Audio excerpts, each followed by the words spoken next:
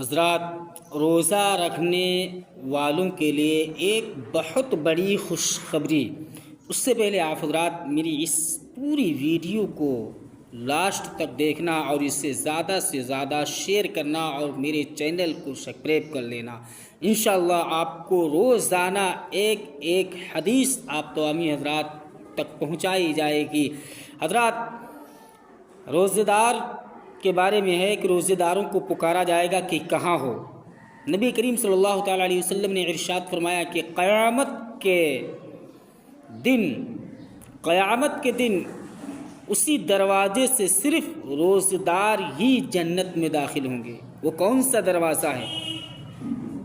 جنت کا ایک دروازہ ہے جسے ریا کہتے ہیں، جس کا نام ریا ہے۔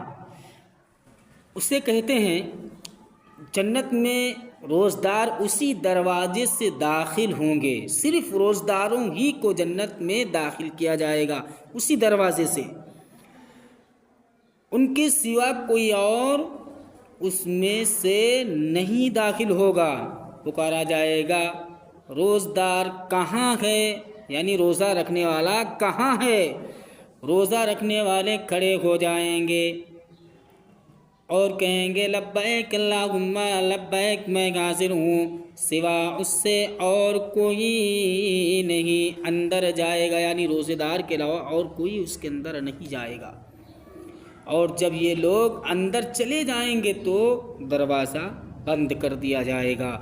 تو حضرات، ہم تمامی حضرات اللہ تبارک و تعالیٰ سے دعا کریں کہ اللہ تبارک و تعالیٰ ہم تمامی حضرات کو رمضان المبارک کے روزے رکھنے کی توفیق عطا فرمائے، اور اللہ ہم تمامی حضرات کو جنت الفردوس میں اعلیٰ مقام عطا فرمائے، ہم لوگوں کے صغیر کبیر گناہوں کو معاف فرمائے۔ السلام علیکم۔